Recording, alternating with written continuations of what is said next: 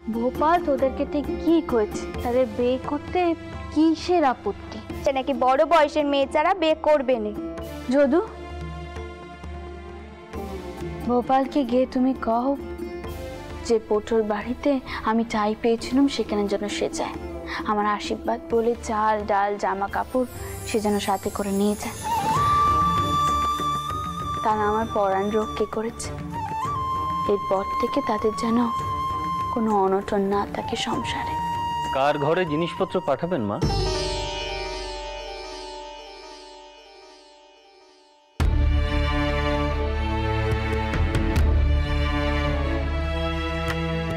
যারা আমার পরাণ রক্ষে করেছে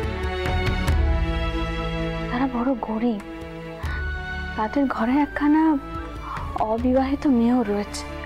আর ভোপাল তাদের ঘর খুব ভালো করেছে, তাই আমি ভোপালকে সেখানে পাঠাচ্ছি। মথুর, এসে থেকে দেখছি তুমি বড় চুপচাপ। গঙ্গার পশ্চিম পারে জমি পাওয়া যায়নি বুঝি? মা, নতুন করে আর কি বলবো, বড় মুখ করে বলে গেছিলাম জমি জোগাড় করবই, কিন্তু পারলাম না মা। হেরে গেলাম। কেউ জমি দিতেই চাইছেন না। কেন? তারা কি বলছেন? তারা এক একজন এক এক রকম অজুহাত দিচ্ছেন। কেউ কেউ বলছেন জমি দেওয়া মানে তাদের অপমান, আবার কেউ কেউ বলছেন বিধবাদের নামে মন্দির হয় নাকি। মা, যতদিন না এইসব কুসংস্কার অন্ধবিশ্বাস আমাদের দেশ থেকে চলে যাচ্ছে ততদিন ভালো কিছু হবে না।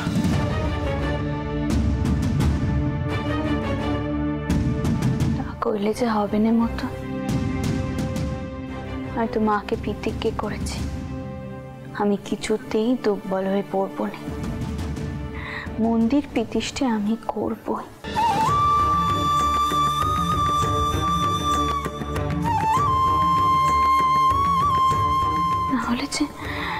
নাহলে যে আমার এই জন্মই পিতে। আর তাছাড়া গঙ্গার পশ্চিম পারে যদি মন্দির প্রতিষ্ঠা করতে না পারি তাহলে পূবে করব।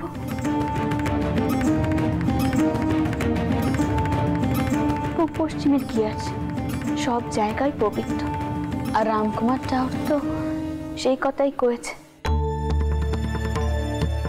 আর শোনো, তোমরা জমির খোঁজ করতে বেশি নখ নিয়ে যেও না, কেমন? তাহলে বাউনরা আপত্তি জানাতে পারে। কিন্তু মা, লোক জানাজানি তো হবেই।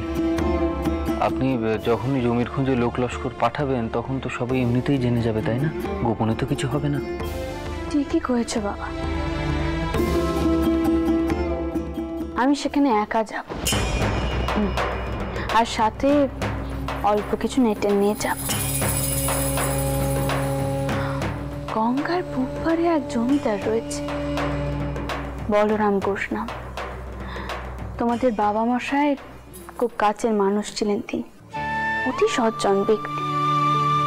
তোমরা তেনার কাছে খবর পাঠাও। আমি কাল সন্ধেবেলা যাব তেনার কাছে। যদি তিনি জমি দিতে রাজি হন তাহলে তেনার উকিল যেন সব কাগজপত্র তৈরি করে রাখে।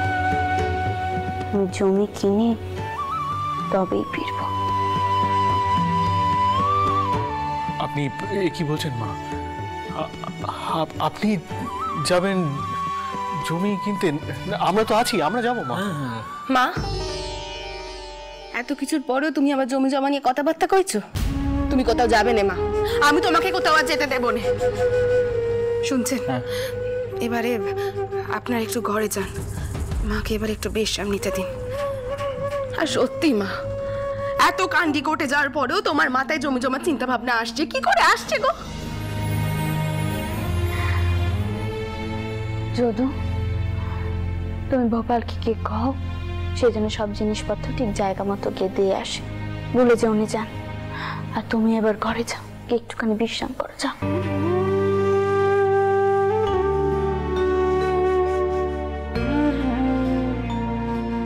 খেয়ে নিও।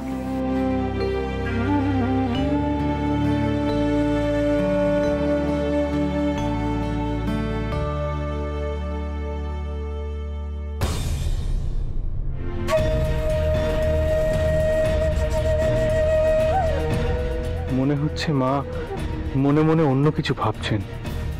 এত সহজে হাল ছেড়ে দেবার মানুষ তো তিনি নন।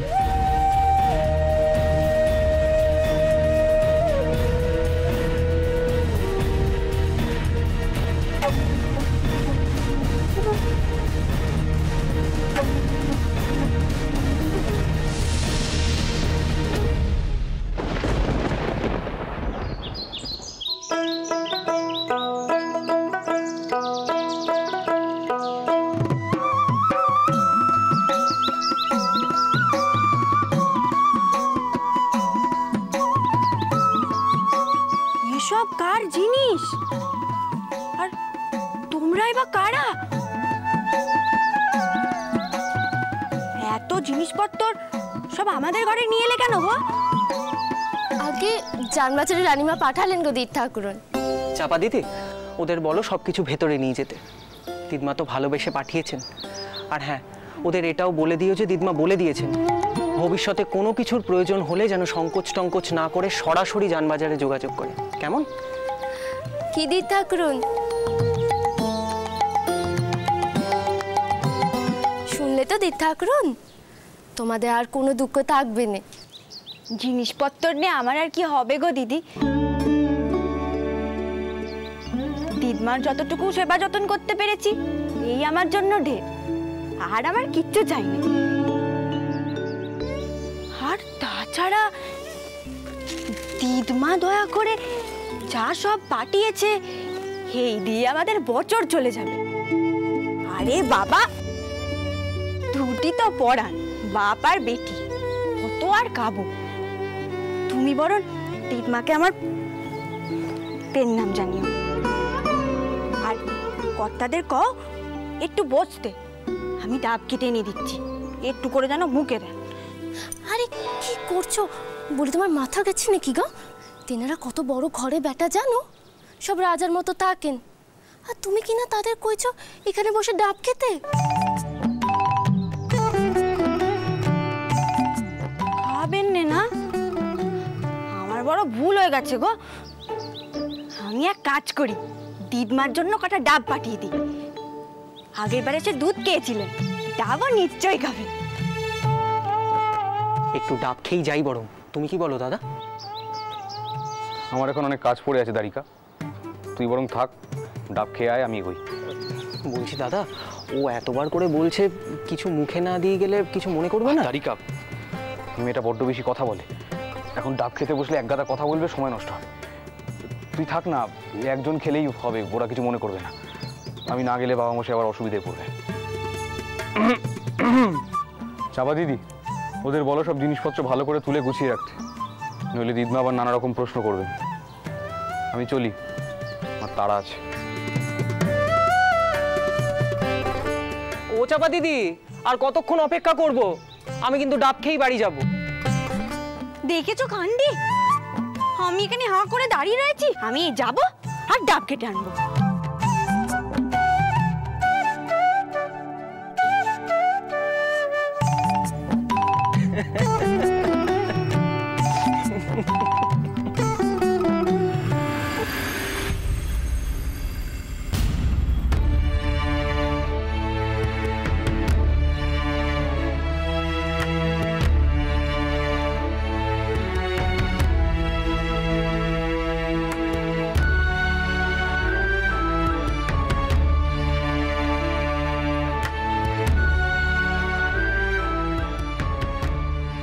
মা, আপনি দলিলপত্র সব সই করছেন, কাগজপত্র সাথে নিচ্ছেন, আপনি বলরাম ঘোষ মহাশয়ের কাছে যাচ্ছেন তাই না? মথুর, এখানে দলিলপত্রে সব সই সাবুত করা রইল।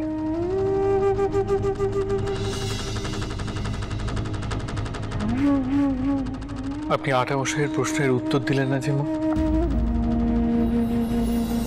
সব প্রশ্ন কি উত্তর দেওয়া যায় বাবা? তোমাদেরকে উত্তর দিতে গেলে যে এখন আমাকে মিছে কথা কইতে হয়। মা, শাস্ত্রী মশাইরা যে সমাজ রক্ষার নামে কতটা ভয়ানক হতে পারে তা আপনি খুব ভালো করে জানেন। গঙ্গা জল ছিটিয়ে তারা আপনাকে অপমান করেছেন মাত্র। তারা কত বড় ক্ষতি করতে পারেন সেটা আপনার অজানা নয়। আমাদের আড়তে আগুন লাগানো, বজ্রায় আগুন লাগানোর চেষ্টা করা, সবই তো আপনি ভোগ করেছেন মা। মধুর কিন্তু একদম ঠিক কথা বলছে মা। আর তাছাড়া আপনার মেয়েরাও যথেষ্ট অস্থির হয়ে রয়েছে। আপনি দয়া করে মধুরকে এবং আমাকে সাথে নিয়ে চলুন। তা হয়নি। তোমরা গেলে জানাজানি হয়ে যাবে চারিদিকে, সে রিস্তায় খবর যাবে, নেটাররা জানতে পারবে, আর আমি তো চাই কাউকে জানানোর কোনো প্রয়োজন নেই বাবা রামচন্দ্র। এইটুকু অন্তত গোপন থাক। কিন্তু মা, যা অবস্থা। না বাবা, আমি তো কইছি না। আর আমাকে নিয়ে এত ভেবো নে তোমরা, আমার কোনো বিপদ হবে না। কারণ যিনি আমাকে রক্ষে করছেন তিনার ক্ষমতা আছে ওই বাউন্ডের থেকে অনেক বেশি। তাই আমি বিনে জঞ্জাটে কাজ ছেড়ে ফিরতে চাই। বলরাম বাবুর কাছে আমি এখানে পত্র পাঠিয়েছি, শুধু তোমরা কাউকে কিছু কইতে চেও, তাহলেই কার্য সিদ্ধি হবে।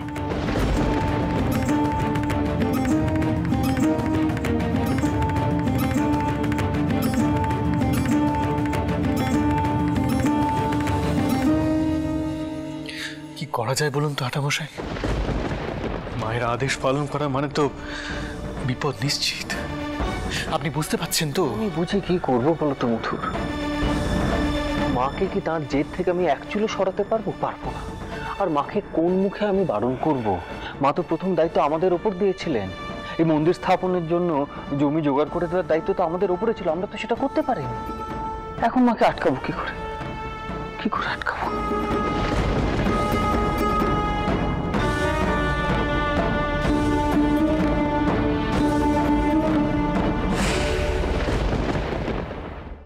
सर्वेषां शान्ति भवतु, सर्वेषां स्वस्ति भवतु, सर्वेषां पूर्णं भवतु, सर्वेषां मङ्गलं भवतु।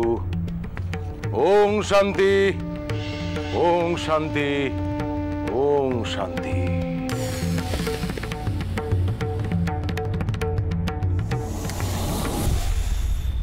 শাস্ত্রী মশাই। কি সংবাদ সুকুমার?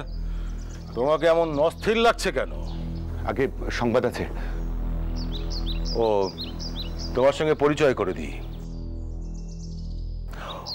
ও শ্রীজীব তর্করত্ন, আমার শিষ্য। আজই এই আশ্রমে এসেছে। বেদজ্ঞান, উপনিষদের জ্ঞান ওর খুবই প্রখর। তুমি ওর সম্মুখে সব কথা আমাকে বলতে পারো। বলো কি ঘটেছে? আগে সেই জানবাজারের রানীমার কথাই বলছিলাম। ব্রাহ্মণরা তাদের ঘরকে ত্যাগ করেছে, মন্দিরেও তাকে ঢুকতে দিলাম না, অথচ তিনি তার জেদ থেকে সরছেন না। এখন শুনলাম উনি নাকি গোপনে গঙ্গার পূর্ব পারে জমি দেখতে যাচ্ছে। একবার ভাবুন তার স্পর্ধাখানা। একথা শুনে আমি সত্যি স্তম্ভিত হয়ে যাচ্ছি। এত স্পর্ধা তার হয় কি করে? এভাবে সমাজটা চললে তো সমাজটা একদিন অবক্ষয়ের পথে এগিয়ে যাবে। শ্রীজীব, গুরুদেব, শোনো।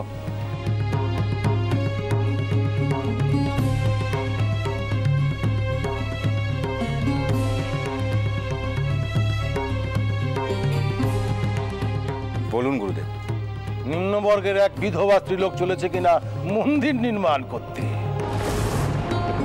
সেও বলে বেড়াচ্ছে মা কালী তাকে স্বপ্ন দিয়েছে।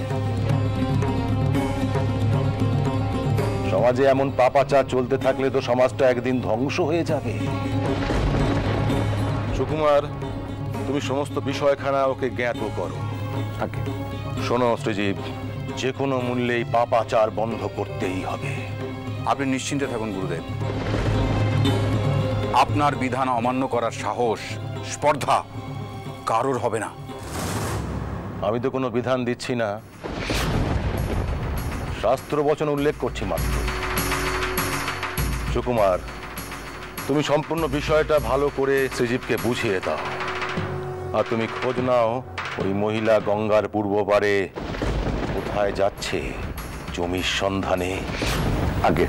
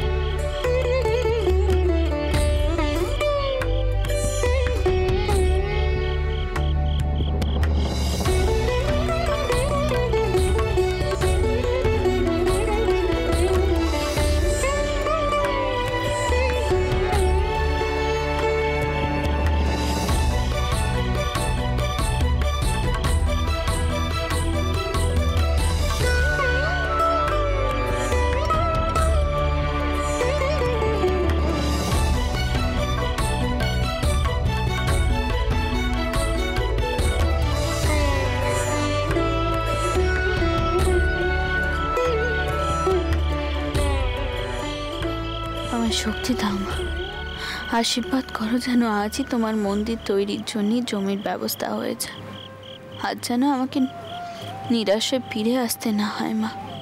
দেখো তুমি কৃপা করো মা, কৃপা করো।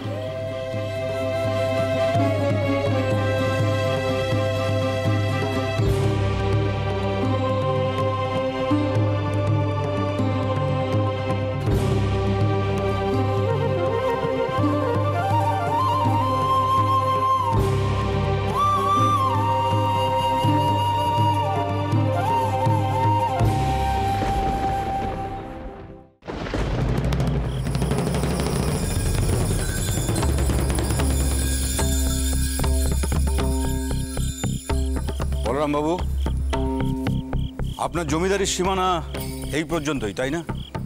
আগে হ্যাঁ তর্করত্ন মশাই, তর্করত্ন মশাই, আপনি যদি আরেকবার ভেবে দেখেন, যিনি আসছেন তিনি একজন অসহায় নারী, তাই বিধবা, তার স্বামী একজন সজ্জন ব্যক্তি ছিলেন। আমি তার কাছে উপকৃত বটে। তর্করত্ন মশাই, আমি যে শাস্ত্রী মশাইয়ের বিধান মানব না সে কথা কিন্তু একবারও বলছি না। আমি কখনোই বলছি না যে আমি জমি দেব, আর সেই বিষয়ে আমি একেবারে নিশ্চিত। তাহলে রানীমার অকারণে ক্ষতি করে লাভ কি বলুন তর্করত্ন মশাই? দেখুন, তাঁরা আমার এলাকায় প্রথমবার আসবেন, আর এখানে এসে তার যদি কোনো ক্ষতি হয় আমি সারা জীবন আমার কাছে অপরাধী হয়ে থাকব। তিনি আমার একজন সম্মানীয় অতিথি বটে, আর এই সম্মানীয় অতিথির যদি কোনো... মশাই, আপনার কি ধারণা আমরা নৃশংস, আমরা খুনি? ছি ছি ছি ছি, একই কথা বলছেন আপনি? এ কথা শোনা তো পাপ। আপনারা হচ্ছেন ব্রাহ্মণ, আপনারা ব্রাহ্মণ শ্রেষ্ঠ।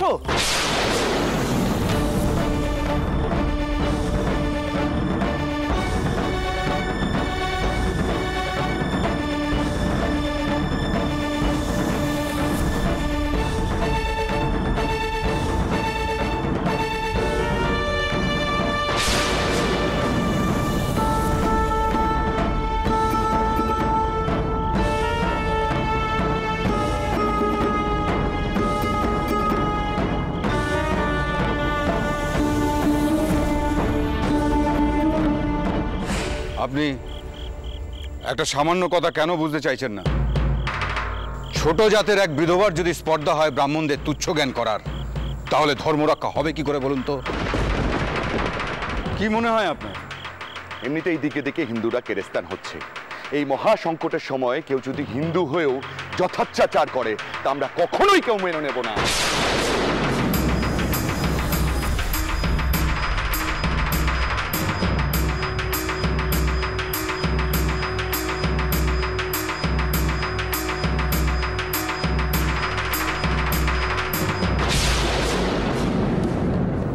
এই দাঁড়াও।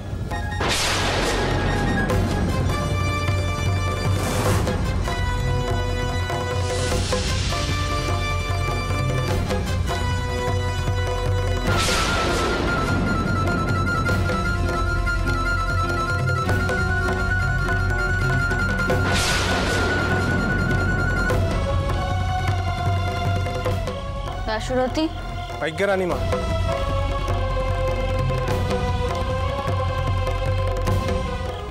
সমুখ এই ঘোষমশায়ের জমিদারি সীমানা।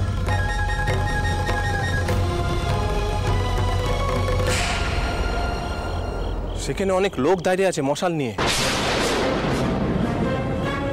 আমরা কি আর এগোবো না ফিরে যাবো রানীমা? আমি যে কাজ করতে এসেছি সেই কাজ সম্পূর্ণ না করে আমি ফিরে যাব না। পালকি এগো।